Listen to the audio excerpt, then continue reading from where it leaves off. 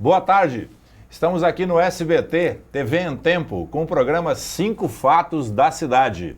Hoje o nosso entrevistado, no dia 22 de fevereiro, é o psiquiatra Rogério Casado. Rogério, boa tarde, obrigado por ter vindo. Prazer estar aqui, prazer enorme. Pensei até em vir de smoking. Não faça isso, senão descaracterizaria você. Rogério, a gente aqui na pauta, né, discutindo quais seriam os 5 fatos, alguns eu tive a oportunidade de até presenciar, né, e eu falei, pô, mas Rogério, troca essa história porque vai parecer que eu estou pedindo que você coloque meu nome no meio. Ao contrário. Mas você disse, não, essas histórias são boas e são engraçadas e são interessantes. Rogério, a primeira história trata de um fato que marcou a sua vida.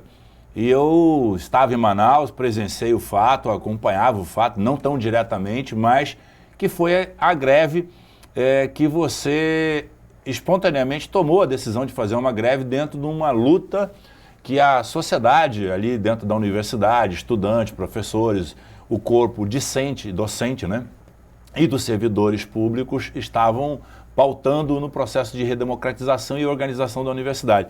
Me contextualiza essa história da greve, porque os amigos, às vezes, na maldade, né? Não, ele comia à noite escondido uma pizzazinha, não fez greve de fome, não fez nada. A história é sua, pode começar.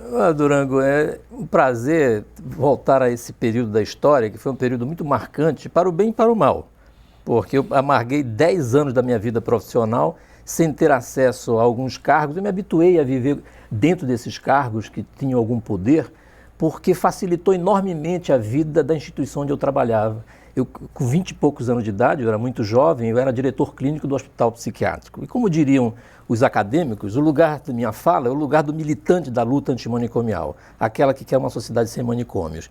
Eu entendia, naquele momento em que era diretor, no ano de 87, uma direção meteórica na administração do farmacêutico Humberto Figliolo, que foi extremamente polêmica, porque todo mundo dizia que não podia ser um farmacêutico, e Manuel Galvão, Silvério Tundes e eu escrevemos um artigo que jamais foi publicado e que dizia o seguinte, que os problemas de Manaus eram tão graves na área de saúde que não precisava de médico como secretário de saúde, mas talvez um engenheiro sanitário.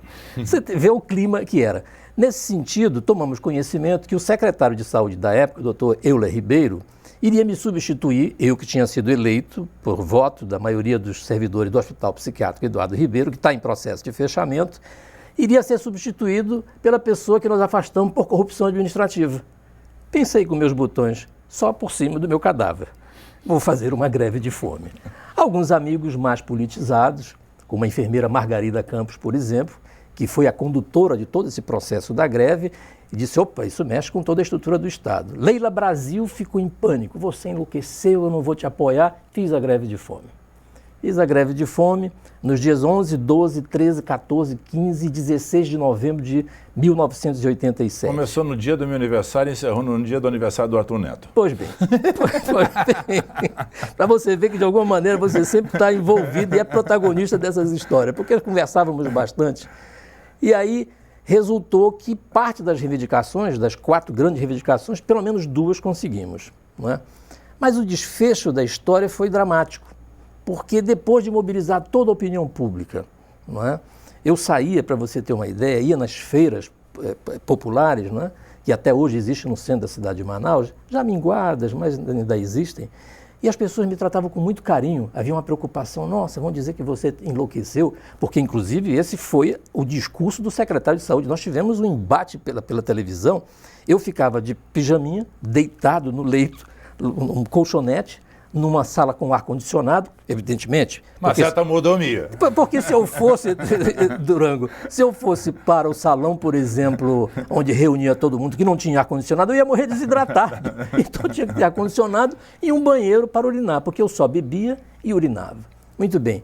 E aí no primeiro dia chega um repórter de uma televisão local e diz assim, doutor Rogério, o senhor teria sido visto ontem no bar do Armando tomando uma cerveja. Intriga. Aí eu levantava e dizia assim, olha, você é testemunha que eu estou aqui há 24 horas, estão tentando desqualificar, só que entrevistaram um artista plástico bastante irreverente. Naquela época não tínhamos uma proximidade que temos hoje de irmãos, gosto muito dele, mas naquela época ele me preparou ele disse, certamente que ele está lá para poder manter os seus altos salários, sequer cogitou de que estava ali para defender a luta antimanicomial, para que o hospital psiquiátrico, no seu tempo devido, fosse desativado, coisa que está sendo feito agora, este ano, para você ver como essa história é muito longa. Que ato, né? Exatamente. Muito bem. Dali, mais uma vez, o secretário voltou e foram pedir a opinião dele. Ele disse, bom, ele está enlouquecido, já está na casa dos doidos mesmo, ele pode ser, isso é Euler Ribeiro. Eu me dou o direito de vez em quando de tentar imitá-lo. E se ele já está lá mesmo, deixa ele ficar por lá mesmo. E eu levantado assim, vou processá-lo no Conselho Regional de Medicina. Foi um período de tensão que resultou, no final... Você ficou no cargo? Não fiquei no cargo, porque a intenção não era ficar no cargo, a intenção era abrir um processo democrático de eleição, como eu tinha sido eleito. Fui para não tinha um local adequado, mas fui para o Getúlio Vargas para começar a fazer, porque o estômago diminui, eu perdi 6 quilos. Quem te acompanhou? Qual era o médico? O médico que me acompanhou foi Luiz Carlos Santana, um grande clínico. Marcos Barros ficou impedido de me acompanhar porque ele viajou para Roraima e o tempo naquela época ficou bastante complicado, ele não conseguia voo para vir a Manaus. Luiz Carlos me acompanhou e, a propósito de ele estar comendo à noite, o próprio secretário de Saúde instituiu uma junta médica. Médicos famosíssimos, respeitadíssimos, como o Dr. João Lúcio. Com o objetivo de quê? De desmoralizá-lo? Não, para saber se eu de fato estava me alimentando ou não. Peguei minha roupa e disse, meu corpo é dos senhores, mas eu quero um psiquiatra porque eu estou sendo desqualificado. Eles chamaram o Manuel Galvão, ele foi para lá e faz as manobras, você vê que não tem absolutamente nada, depois faz o resultado, perdi 6 quilos. Mas o mais trágico do final dessa história é que a intenção era escolher o novo diretor pelo voto. E o secretário tardava em tomar essa decisão.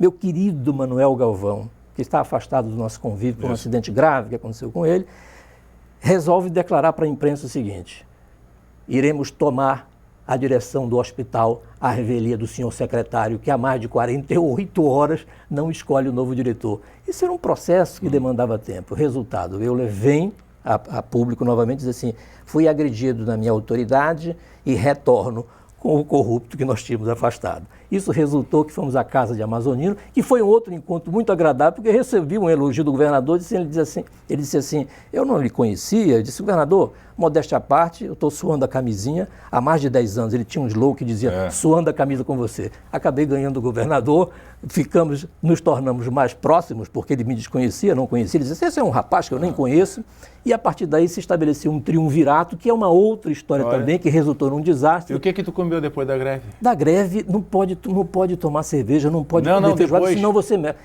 Papinha. Papinha. Iogurte, porque o estômago fica pequeno.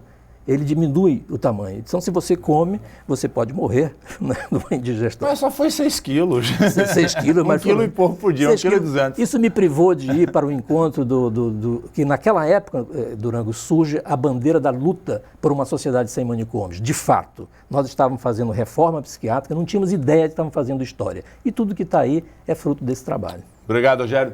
Daqui a pouco... estamos de volta com 5 fatos da cidade, com a segunda história, o segundo caso que Rogério Casado irá nos brindar. Já, já.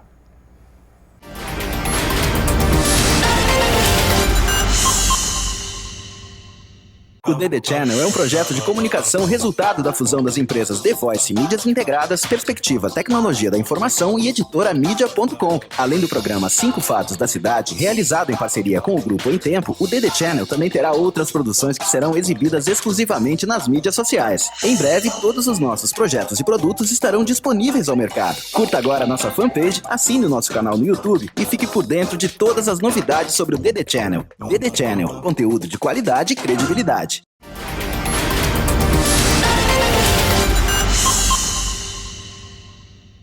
De volta com 5 fatos da cidade. Hoje o nosso entrevistado é o psiquiatra Rogério Casado. Rogério, a história agora envolve um personagem até folclórico em determinado momento, que é o senador Evandro Carreira. Diga de passagem, ele é um homem de muitas histórias. Eu tive a oportunidade, num programa que tive em outra emissora, entrevistá-lo no programa Manaus Memória. E ele é uma pessoa realmente muito interessante, né? Sobre todos os aspectos, né? É amigo de minha família. E o Evandro tem uma passagem pelo PT quando você lá estava, né? Numa atividade de coordenação no PT.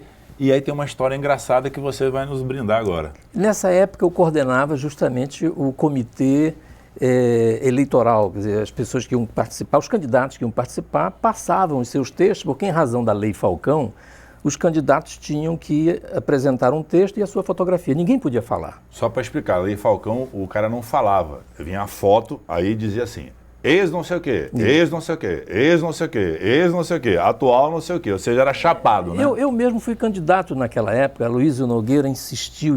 Eu digo, Aloysio, isso não é minha praia. Foi uma coisa, não me arrependo, mas isso... 1982. 1982. Eu não me arrependo, mas isso de lá para cá me trouxe um problema, porque tudo o que eu passei a fazer dentro do serviço público é coisa do PT. É coisa do PT. Isso durante um tempo causou um dissabor enorme. Hoje não, né? Hoje o PT era poder, tem alianças e tal, não é problemático. Mas naquela altura foi um negócio complicadíssimo para mim. Aceitei e o meu currículo tinha lá também, Rogério Casado, ex-diretor do hospício, ex-espermatozoide, não sei o que mais lá, essas coisas todas. Mas, pois, muito bem. O Evandro Carreira, que teria sido, reza a lenda, que teria sido levado pelo escritor Márcio Souza, causou mal-estar. O Evandro Carreira é folclórico, é aquilo, outro. Mas um homem com ideias brilhantes. A ideia das fazendas aquáticas é uma coisa que poucas pessoas fizeram, e ele foi um dos primeiros a levantar uma questão que é de natureza ambiental. Ah, muito bem.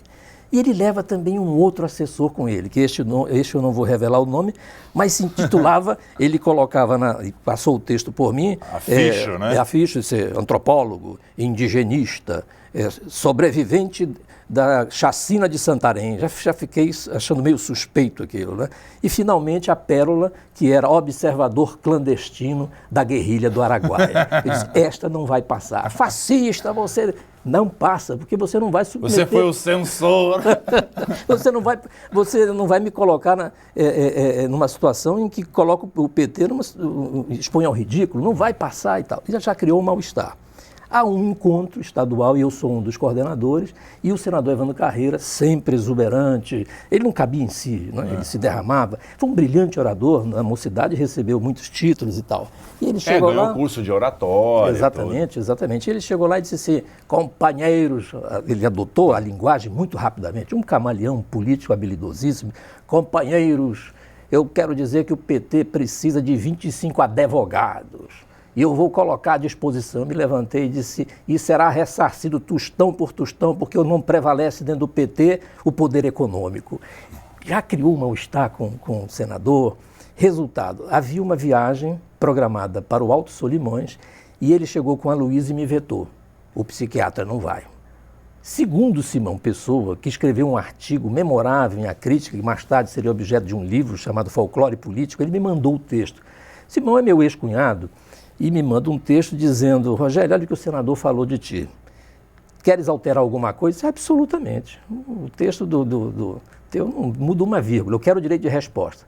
E no direito de resposta eu coloquei, então, o seguinte, senador Evandro Carreira, conhecido carinhosamente pelos seus correligionários, pela opinião pública, como senador Pororoca, dada a exuberância verborrágica do senador, muito conhecido, ele foi, inclusive, quem patrocinou o filme de Georges Bodansky, O Terceiro Milênio. Não é?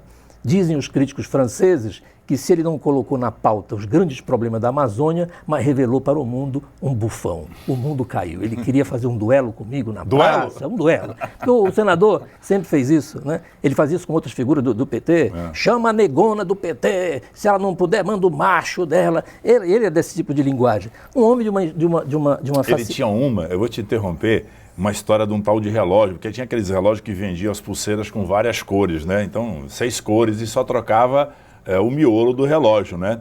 E numa reunião do PT, o pessoal começou a observar que ele ia a cada reunião com uma cor de pulseira diferente. Não sei se isso é folclore ou é verdade. Aí o pessoal começou, o senhor é burguês, toda semana vem com um relógio diferente. Volte lá. O resultado disso foi o seguinte, criou-se tantos problemas na relação dele com outras pessoas que passaram a assediar o senador. Essa que é a verdade, né?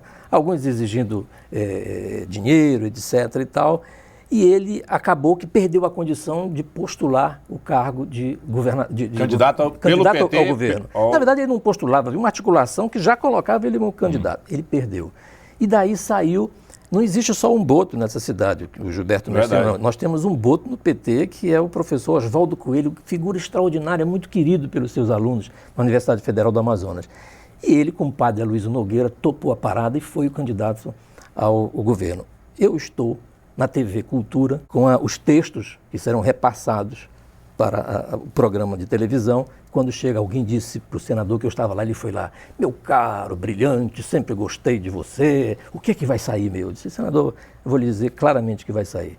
Senador Evandro Carreira, candidato à reeleição. Não é possível, eu fui o descobridor desta hidroesfinge, o PT está fazendo isso comigo. Saiu irritado e não saiu mais nada, perdeu a eleição, mas ganhei a amizade do senador. Até hoje nos cumprimentamos cordialmente em todos os lugares que nos vemos. Já está com 80 e poucos anos de idade, salvo engano, ligado ao PSOL. Obrigado, Essa Rogério. é Vamos lá. Daqui a pouco vamos para o terceiro fato do programa 5 Fatos da Cidade. 1 minuto e a gente está de volta.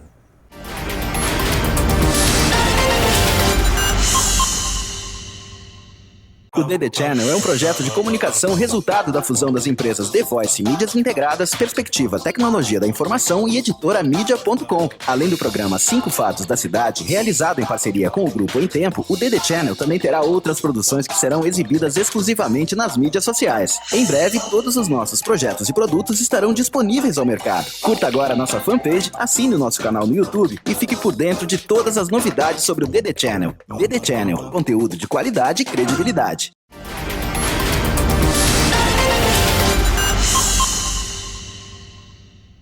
De volta com Rogério Casado, nosso entrevistado hoje.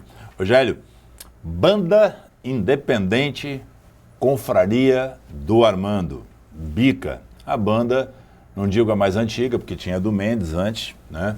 Mas é uma banda. Novamente, eu estou na história. Conviveu com a banda do Mendes por 5 anos, até ela cair. E como residente também, que fui da 10 de julho, né?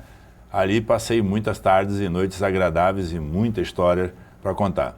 O Armando, proprietário do bar, já nos deixou, né, lamentavelmente, mas o bar está lá, mas ali se conta pelo menos 10 mil histórias se fosse juntar todos os atores. Já rendeu um livro, inclusive, já está se providenciando o segundo volume. Então, você quer trazer uma dessas histórias para resgatar, e eu só contextualizei o nome, porque senão as pessoas mais novas não sabem que essa banda, o que ela representou para a sociedade manauara. Aliás, nesta história você é um dos protagonistas, porque justamente é no momento em que o tema sempre criou... Mas o pessoal vai achar que a gente fez cruzeta hoje, né? Não, absolutamente.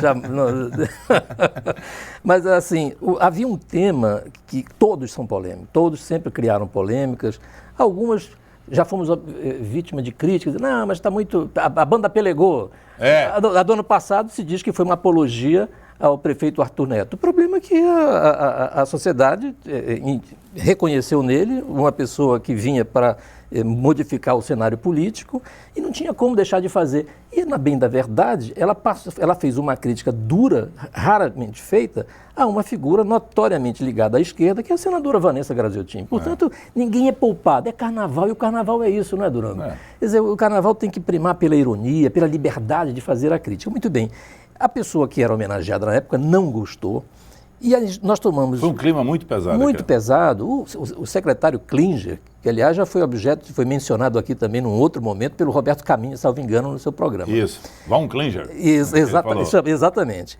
Foram com metralhador e tudo para saber qual era a letra. E o Armando disse: a letra é esta aqui, e fala o palavrão clássico dos portugueses. Aliás, ele era o português mais brasileiro que já conhecia. Muito bem, e tomamos uma informação de bastidor que ia haver uma tentativa de tumulto. Soube a informação e comuniquei a todos. E há um detalhe mais importante. Os meninos que cheiravam cola na praça encontraram jogado na rua várias togas de juízes. Levaram para a banda. 3 pessoas pegaram. Você foi um, eu fui outro e Simão Pessoa o outro. Fomos vestidos de juízes. Fiquei preocupado em determinado momento porque Simão ficou debaixo de uma árvore jogando dominó durante a tarde toda. Sem a menor habilidade. Como é? Vocês que jogavam lá, eu assistia de fora, porque eu realmente não entendo nada do jogo. Mas muito bem. E lá pelas tantas, por volta de 7 e pouco da noite, preocupado, resolvi atravessar. Essa altura, a banda coalhada de gente, atravesso para ver se Simão estava bem. Porque eu temia que houvesse alguma coisa. Quando eu atravesso, 2 policiais civis me abordam na companhia de um oficial da Marinha. E diz: sai da banda. Eu digo: caramba, mas logo comigo. Eu digo, como é que é? Ele disse, me acompanha. Eu disse, pois não, por aqui. Por aqui é onde estava todo o setor jurídico da banda. A diretoria. O falecido, então presidente da Ordem, Alberto Simonetti, o Félix Valois, queridíssimo amigo. Tomava 2 litros de Coca-Cola, fumava e nada de álcool. Exatamente. E passo por eles e disse, Simonetti, Valois, estão querendo me levar. O Valois se projeta assim, qual é o pó? Eu nunca mais tinha ouvido uma expressão que é da minha geração, da geração do Félix Valois. O rapaz ficou todo nervoso. Tu estavas por trás, no balcão, com um moço que era da TV, a crítica, com uma câmera, e tu pegaste a câmera e colocou. Se estava filmando, eu não sei, mas que fez um cenário interessante. Eu peguei minha câmera, fotografei os dois, e o presidente da Ordem disse, eu sou o presidente da Ordem, do que se trata? Eu disse, não, eu fiquei ofendido e mandei chamar os policiais e tal. E aí eu já cheio de moral, disse, quer dizer que a gente pode sair vestido de rei, de mendigo, mas de juiz não pode? E tal. Bom, eles foram embora, saíram, e eu disse, o presidente da Ordem, Simonetti, é o seguinte, já que passou, eu não sabia para onde ia me levar, que coisa, enfim. E eu disse, agora que o perigo passou, faz o seguinte, eu não vou dançar sozinho. Me algema, passei algemado, dançando a noite toda com Alberto Simonetti e Félix Valois do lado, para evitar o perigo. Mas essa é a bica, quer dizer, era um lugar de um português extremamente animado. O histórico da vida do Armando sempre foi isso, ele sempre animou as comunidades onde morou, no bairro de Aparecida, lá mesmo, sentimos muita falta. Mas a bica continua honrando seus compromissos de fazer dali um palco crítico do exercício da prática política na cidade de Manaus. Eu, como dizia hoje um importante e ilustre companheiro que está à frente de uma instituição respeitável, quando ele falava sobre a bica, ele disse, a bica é um sentimento. Isso é Francisco Cruz quem dizia, né? Chefe do Ministério Público. Chefe do Ministério Público, foi um dos diretores da banda. Por muitos anos. Né? O setor jurídico, aliás, baixava em peso ali por ocasião dos esquentas. Né? Com a morte do Armando, muitas pessoas se afastaram. Você foi um dos que se afastou. Muitos acabaram se afastando. Uma perda muito grande, mas a gente teve entendimento, junto com o jornalista Mário Adolfo, de que a banda tem uma cultura na cidade. Qual é o enredo desse ano? O enredo desse ano chama... ano de Copa, calor e eleição, político ladrão vai para a prisão do Vivaldão, que foi uma sacada genial, certamente não tinha absolutamente essa intenção. Já deu algum efeito colateral? O que parece sim, já foi afastado do cargo provisoriamente um dos compositores, que eles não fazem mais a composição, eles psicografam. Eles receberam essa mensagem do que a banda tem essa relação com o catecismo, né? Exatamente. Coronel Benfica, que você lembra dele, já foi para o andar de cima. Meu Deus, está todo mundo indo para o andar de cima. Eu costumo dizer, eu vejo teus programas, Durango, e eu fico muito contente porque, para mim, a resposta da tua história de trabalho na cidade de Manaus, para mim, a grande resposta à caretice de algumas instituições nessa cidade. Pouca gente sabe, mas eu fui uma das pessoas que indicou seu nome para ser o presidente da Associação dos Amigos de Manaus. Eu tenho certeza que, se você tivesse sido o presidente, muita coisa ia ser negociada de maneira diferente com as autoridades do setor competente. Você é generoso. E na verdade, assim, há uma lei de ciência, porque as pessoas acham que essa cidade é vermelha, ou é branca, ou é amarela. Não é, ela é do cidadão. E aqueles que amam a cidade vêm em defesa dela. Eu fico muito contente, muito feliz de ver a tua trajetória, os programas que você faz. Ainda há pouco conversávamos sobre isso. O programa houve uma série anterior que envolvia ilustres figuras da cidade de Manaus. Todos já com mais de 70 anos. Exato. E agora somos nós que já estamos descendo a rampa. Um pouquinho mesmo. Valeu, Rogério. Daqui a pouco a gente volta com o Rogério Casado e vamos para o nosso quarto causo, ou case, como queiram chamar. Já, dentro de um minuto.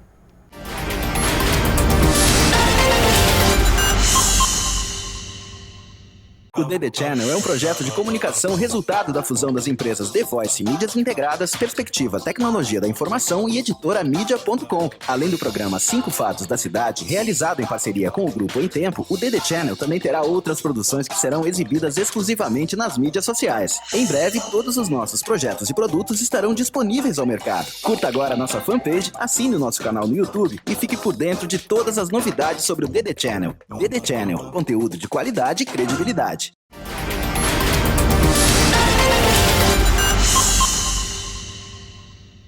De volta aqui com 5 fatos da cidade, programa pertencente à rede DD Channel de comunicação. Rogério Casado, você fez uma mudança aqui no intervalo comercial, ou seja, você tinha uma história, resolveu mudar para pegar o gancho da história do bloco anterior, que era a bica.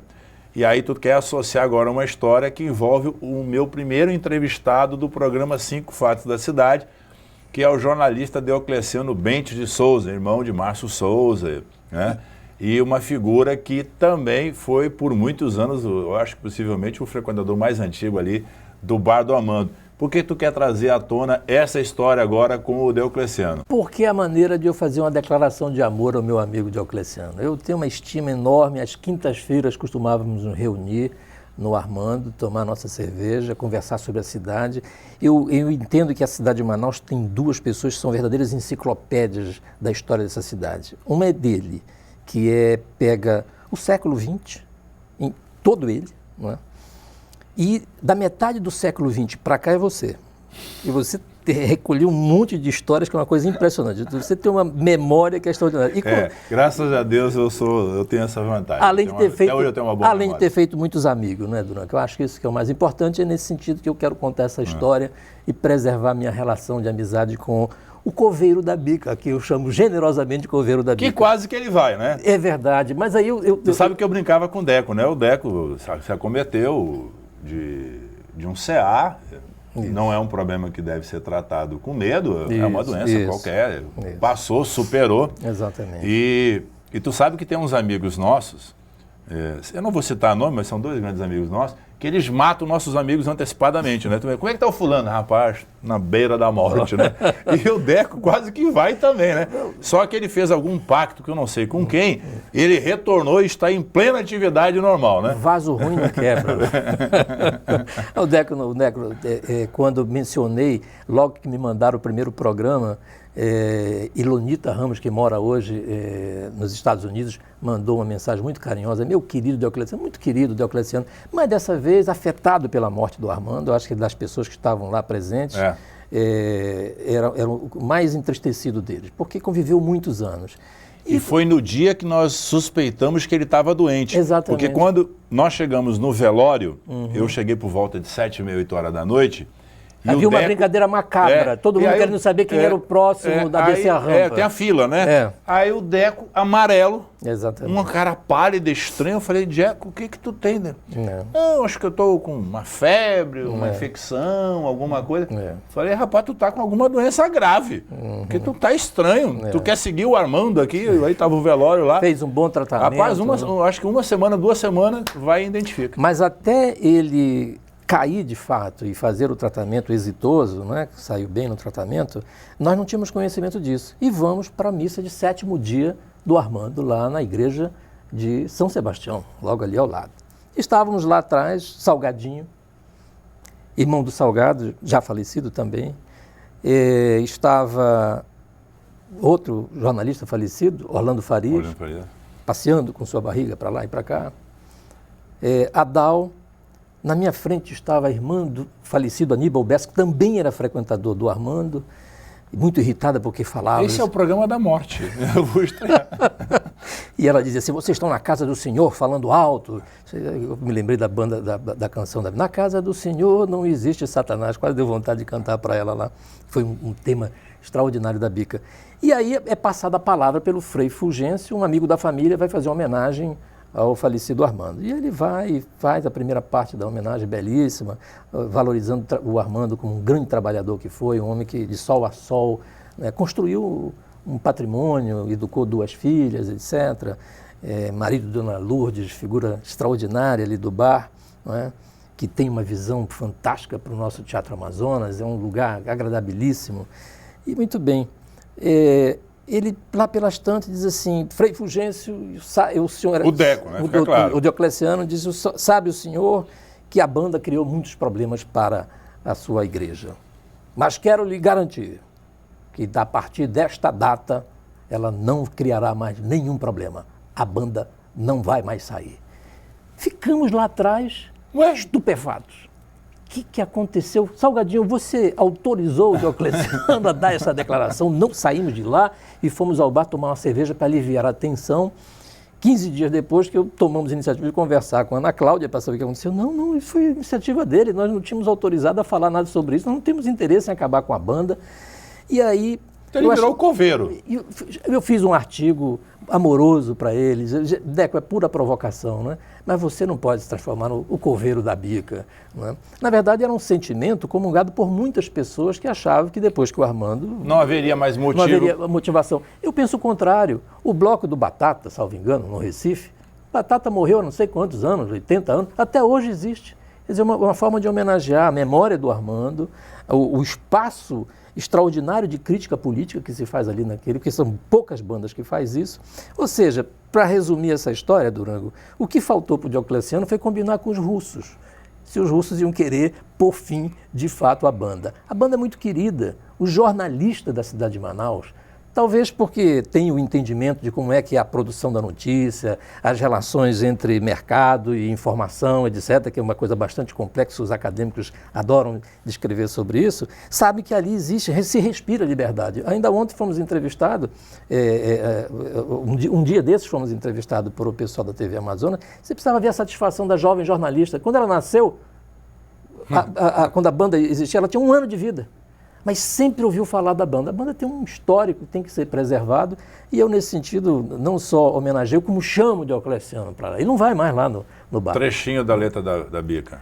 A famosa, tradicional. Ela tem, da tradicional é a banda independente Confraria do Armando. Tá todo mundo dando alegria neste carnaval. A banda sempre teve composições dúbias, né, de duplo sentido. E todas... Grandes compositores, como Celito, que também já subiu para o andar de cima, Afonso Toscano, que continua aí, Américo Madrugada, são muitos. E agora, Mário Adolfo e sua banda, que nos últimos anos tem sido responsável por colocar as letras nos temas que são escolhidos daquela mesma forma. Porque tem que traduzir, né? Porque vem psicografada, então tem uma certa dificuldade, sim, né? Eu vou fazer só um reparo numa coisa que você falou, que havia um ambiente democrático, centralismo democrático. Porque aprendemos no PCdoB.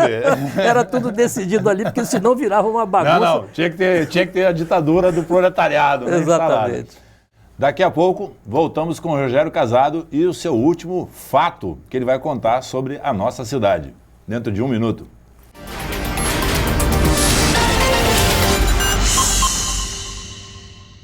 O DD Channel é um projeto de comunicação resultado da fusão das empresas The Voice Mídias Integradas, Perspectiva Tecnologia da Informação e Editora Mídia.com. Além do programa 5 Fatos da Cidade, realizado em parceria com o Grupo Em Tempo, o DD Channel também terá outras produções que serão exibidas exclusivamente nas mídias sociais. Em breve, todos os nossos projetos e produtos estarão disponíveis ao mercado. Curta agora a nossa fanpage, assine o nosso canal no YouTube e fique por dentro de todas as novidades sobre o DD Channel. DD Channel, conteúdo de qualidade e credibilidade.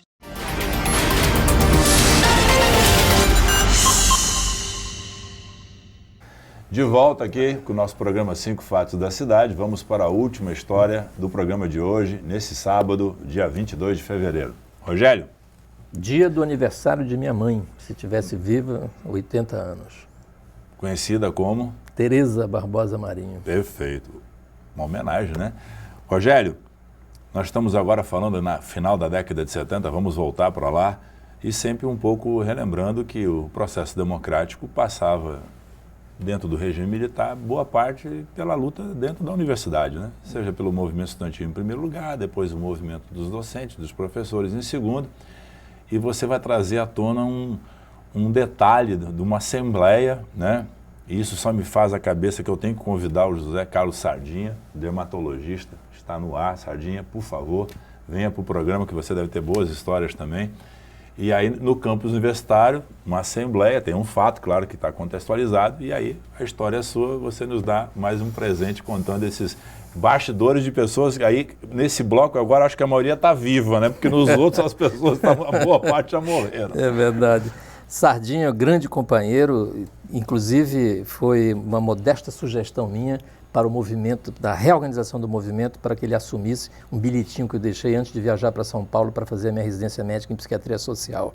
Mas naquela época, houve um incidente na Faculdade de Medicina e que dizia respeito à nossa formação. No último ano, queriam que nós fizéssemos a medicina generalista. Ora, Durango, para fazer medicina generalista, você tem que ter um currículo todo voltado para esta finalidade.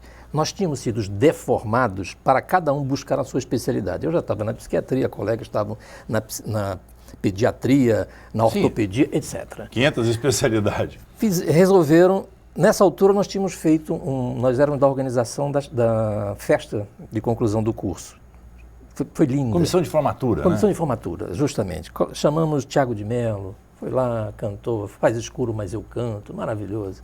Chamamos o Ricardo, que quebrou o violão, músico da TV Record, mas cometemos um erro juvenil. Não vai ter festa, baile de formatura no Salão dos Espelhos do Atlético Rio Negro Clube. Uma coisa dos jovens comunistas que éramos na época e refratária a qualquer tipo de solenidade, de festa desse tipo. Do status quo. Do status quo. Na verdade é uma bobagem, porque da família mais humilde à família mais privilegiada, todos fazem questão dessa passagem. Isso é um ritual de passagem. Nos penitenciamos, isso valeu um abaixo-assinado da parte da turma para a Polícia Federal.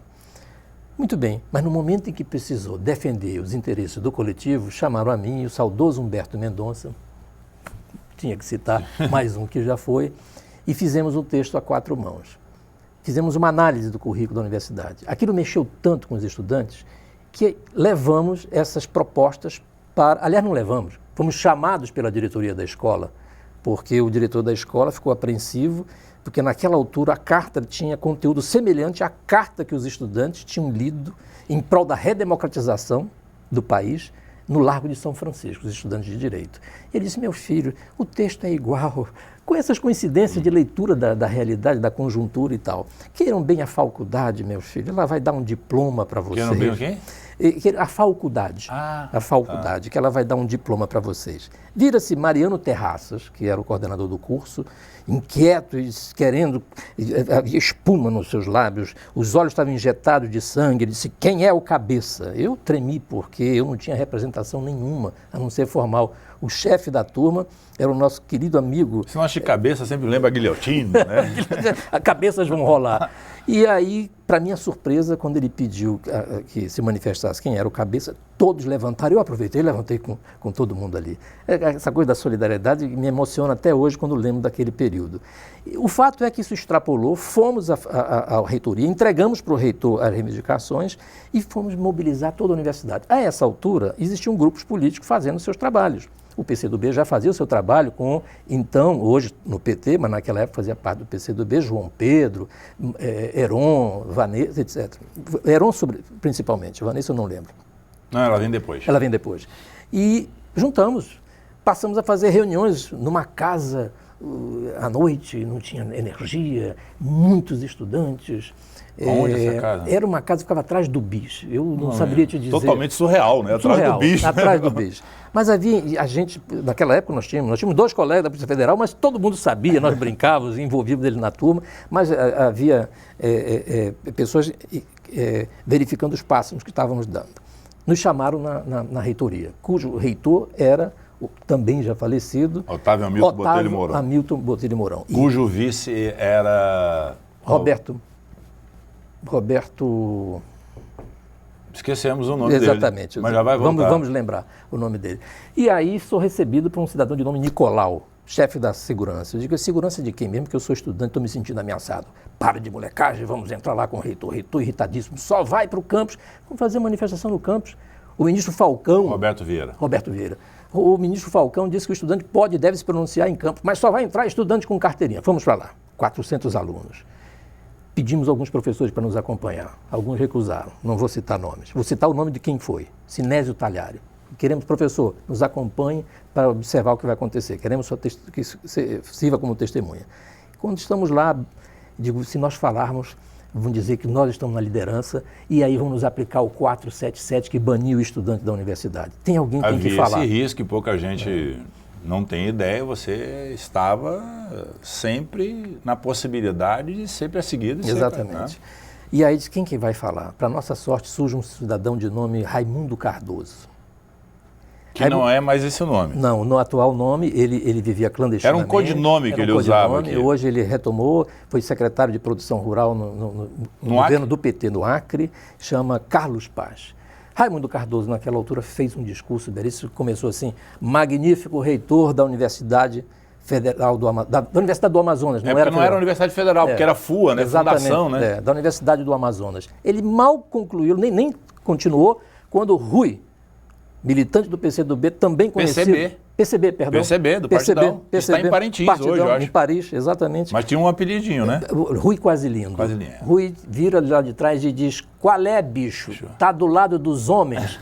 Uma vaia sonora em cima do Rui, 400 vozes. Só porque ele chamou o reitor de magnífico, que é a tradição, né? Exatamente. E o Cardoso era um homem extremamente elegante, cuidadoso com as palavras, um militante extraordinário, uma figura... Qual é, bicho? Do lado dos homens, levou uma vaia, foi desqualificado ali, pudemos negociar, voltamos para casa sem o 47 aplicado, do contrário, não estaria contando aqui essa história como médico formado pela Universidade do Amazonas. A Assembleia foi aonde? A Assembleia foi no campus que estava sendo inaugurado, bem no início. Não, tinha 2 anos, né? 2 anos, isso é 1977. E o básico da Faculdade de Ciências da Saúde começou a ser lá, né?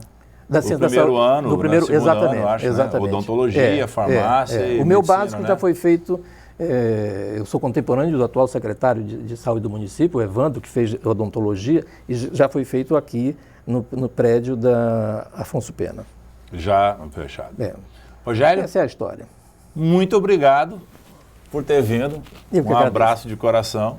E quero agradecer a você que está nos assistindo. Quem sabe a nossa audiência esteja crescendo, de 0,01%.